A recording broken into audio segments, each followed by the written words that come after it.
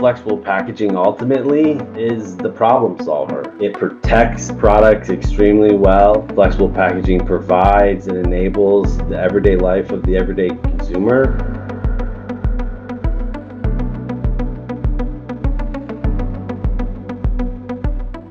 Hi there, Jonathan. It's nice to be back talking plastics unscripted with you. It's great to be back with you on a not so sunny day here, but I think the conversation we have today will definitely, definitely be bright and energized for sure. Definitely. And I'd love to talk flexibles today. So, this episode is called The Flexible Conversation, and I know you have oodles of experience in this. So, let's start with the basics. Why has flexible packaging become such a big part of modern packaging, say over the last decade or so?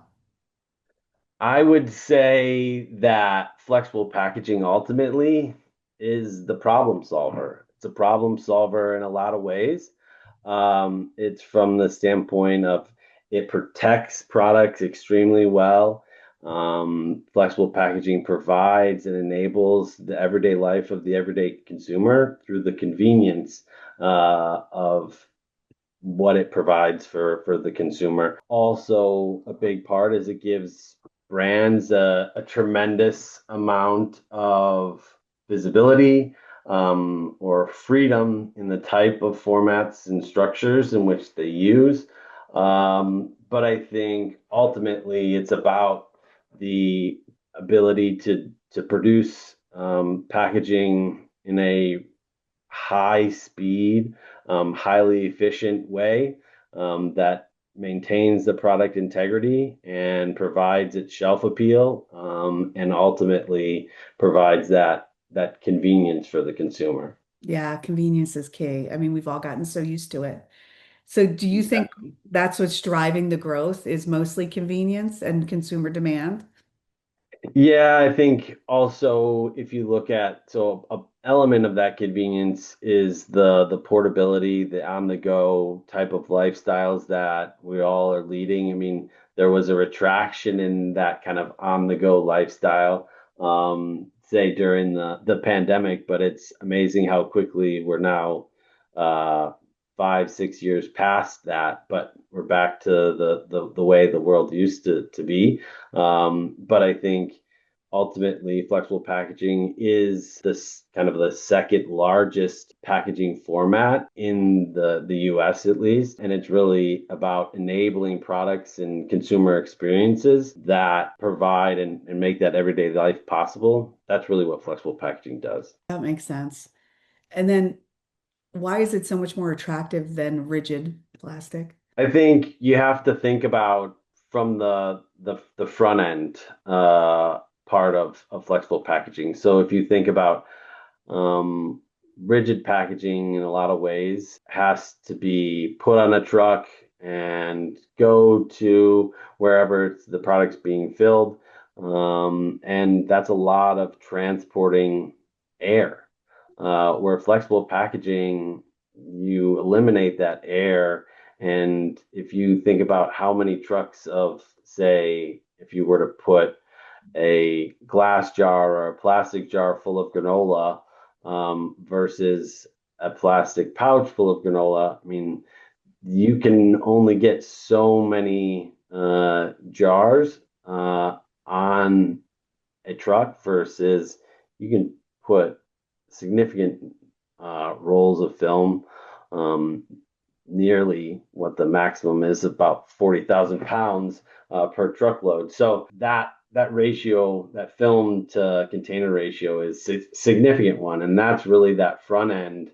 But then also the efficiency through the equipment. But it's it's a combination of a variety of different things. It's not just cost or performance or sustainability or consumer demand. It really is the all-encompassing combination of all. True.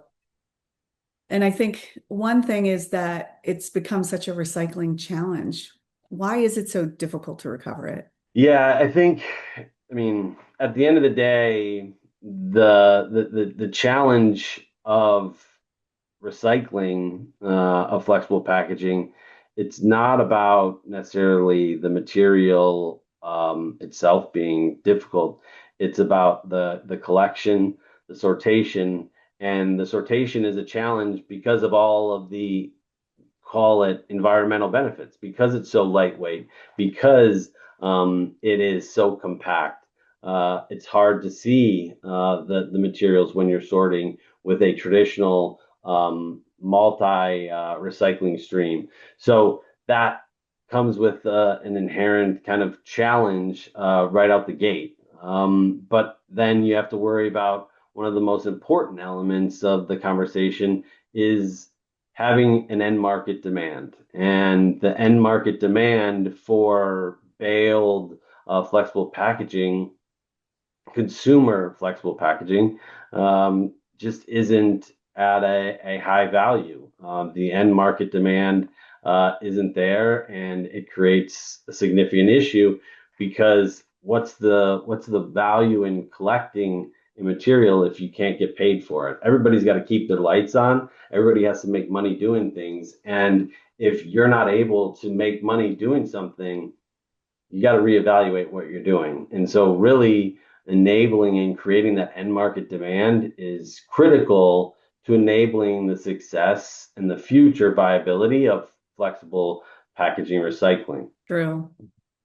And if, I mean, you've lived it, right? And I've been covering it for a while.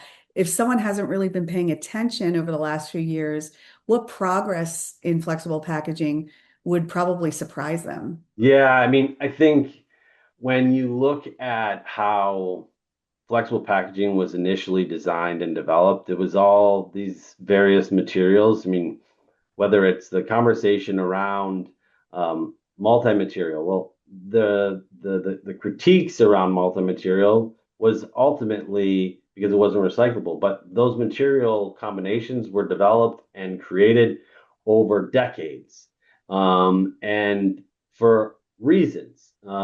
There's scientifical and factual based reasonings in that material selection.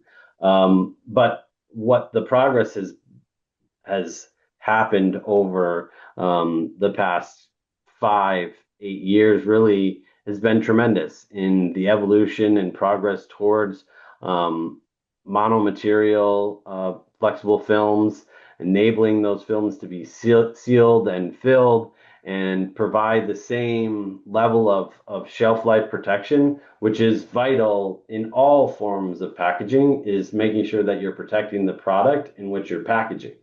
Right. And so making sure you're maintaining that shelf life is vital to the overarching sustainability and circular economy goals and aspirations. I think there's been a ton of work that's been taking place and happening on the sortation side, but we still have hills to climb, call it, jobs to be done, and that is, I think, some of the aspirational elements of where we hope to see. But the other key element when we're just talking about like that end market demand, Uh-huh. is recycled content incorporation and food safe recycled content incorporation. And there's been a tremendous amount of work that's been done, a tremendous amount of progress that's been done to enable that. But we just need to continue to see the incorporation. We need to continue to see that end market demand. In particular, we need to focus on domestic sourcing of that material, making sure that we're pulling material and we're incorporating that material in the domestic market. And that doesn't just need to be a U.S. related problem. That's a global related issue, but we need to be pulling material from the domestic markets in which we operate and live in to help fund and to help drive the value in collection and sortation of those materials. That's true. And you talked a lot about the innovation and we keep mentioning the end markets. Are you seeing any progress there on the end market side of things yet? Yeah, there's definitely been inside the US, there's been a variety of success stories. There's been and when we talk about and talking about specifically on the flexible side, Uh-huh. in the North American market, there's multiple really strong recyclers who have created, in a lot of ways, some have created closed loop systems. So there's a recycler revolution who is taking traditional, almost, for lack of a better term, agricultural related films, and they're able to wash, clean, sort, and then turn that into PCR resin that's going back into flexible packaging applications across the country.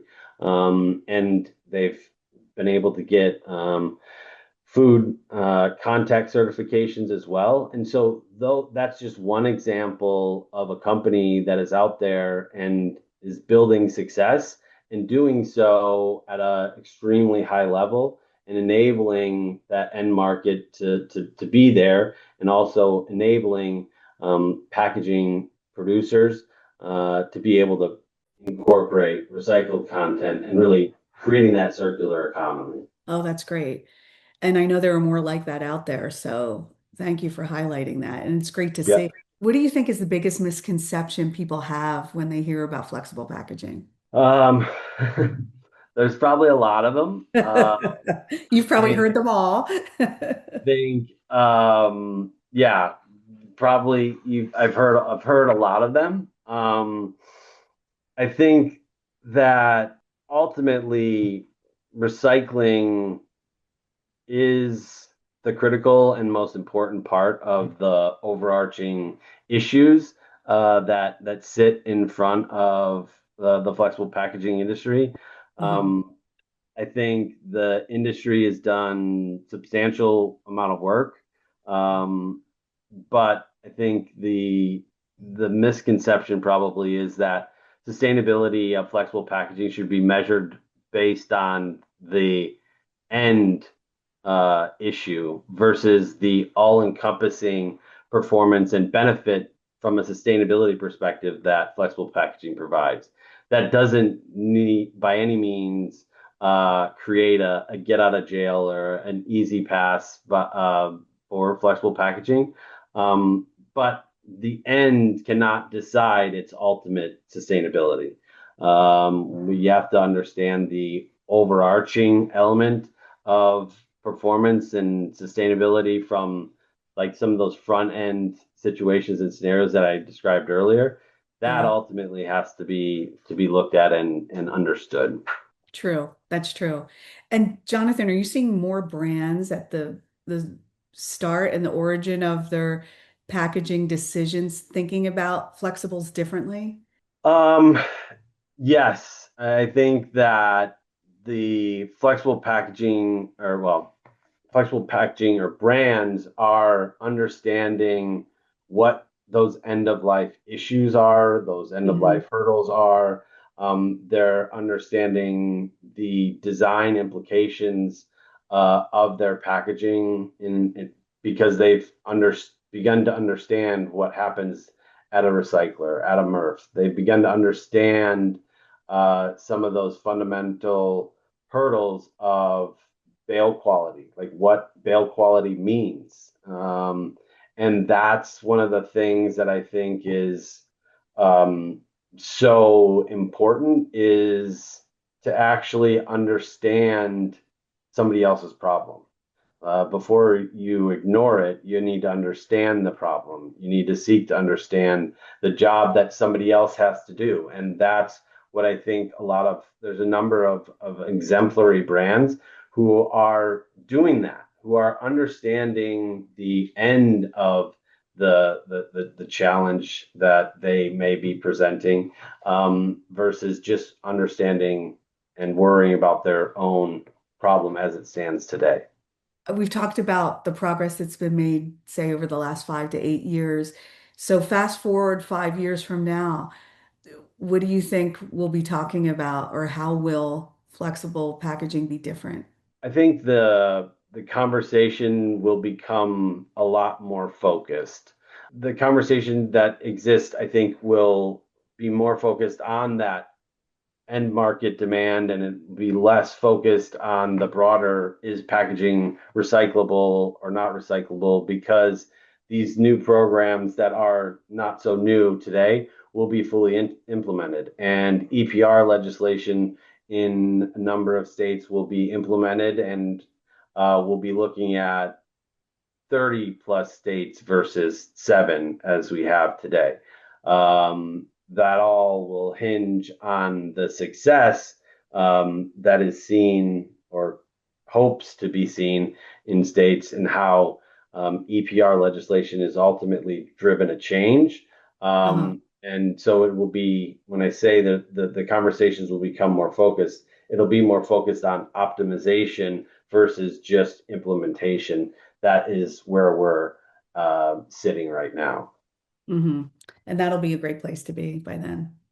It will. It will. If there's a MBA program or somebody out there that's studying packaging and plastic packaging and the broader EPR implications, like there's a lot of activity and action going on, and this will be talked about for, call it, generations, to sound like George Washington or something like that. But the reality is like this is a pivotal time. This is a pivotal time in a lot of ways.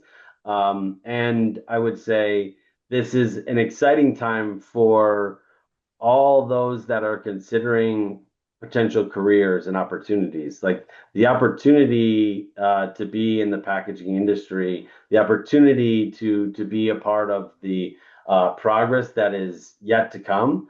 I think is exciting, and those people are going to have a tremendous opportunity to kind of narrow in and focus on the overall fundamentals of improvement of the systems versus just the implementation that's we're working on right now.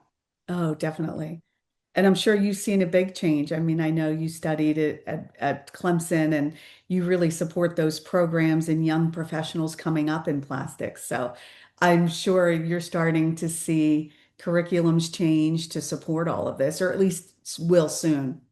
Yeah, I can say that as I mean, I'm on the board at Clemson for their School for Food, Nutrition, and Packaging Science, and that's one of the key elements that I am pushing for is further advancement of the curriculum to support the packaging industry of tomorrow. And I think call it one of my soapbox topics is really about getting packaging students to go to recycling centers and to MRFs to actually understand what takes place with the packaging that they're there to develop and design. They need to understand the hurdles and challenges that are in front of that packaging so that they can troubleshoot those from the beginning and not be an afterthought.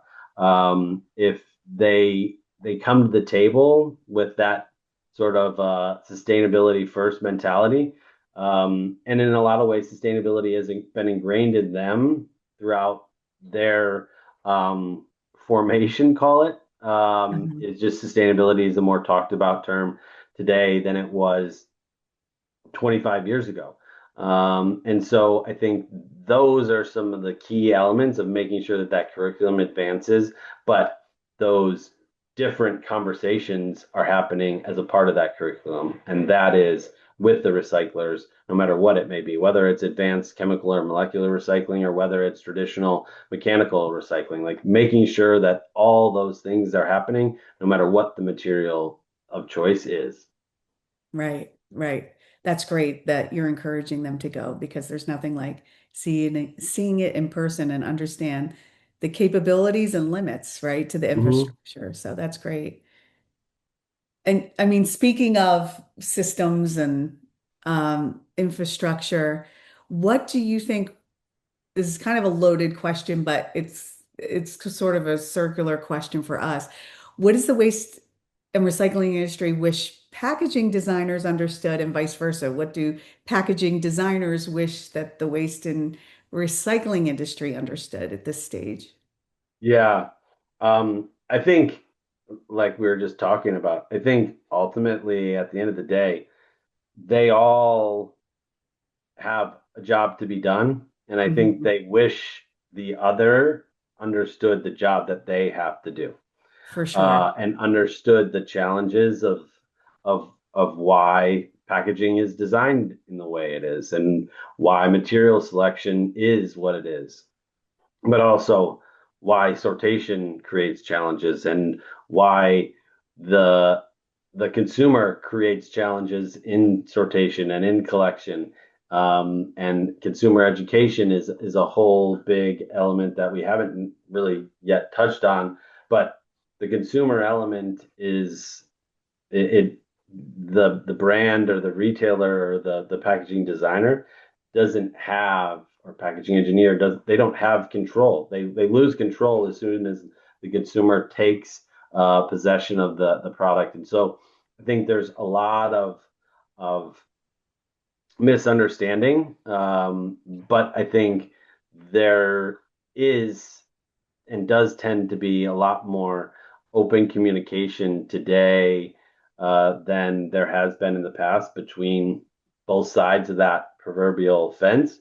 But I think there needs to be more, and we need to continue to create conversations like you and I are having today in Mhm. order to help both sides understand that perspective and understand why things are the way they are. I agree. And it's happening, but it just needs to continue and happen even more. Hmm. Now, before we wrap up, what's one development in flexibles that you'll be watching, say, over the next 12 months? Yeah, I think really right now what I'm watching and waiting for is there's a lot of questions in some of the legislation that exists Okay. today around definitions, around flexible packaging, and so just that is some key work that needs to be done, some key work that is critical because you got to get this stuff right on the front end, because if you later are backtracking and creating consumer confusion, you're gonna create issues. From a material design and flexible packaging broadly design conversation, I think there's been a lot of progress made in resin technology and various performance, film extrusion capabilities to enable the functional performance of films in a different way. Okay. That is going to be, I think, pretty impactful, as well as barrier innovation as well. So barrier meaning providing product protection from oxygen or moisture and things of that nature.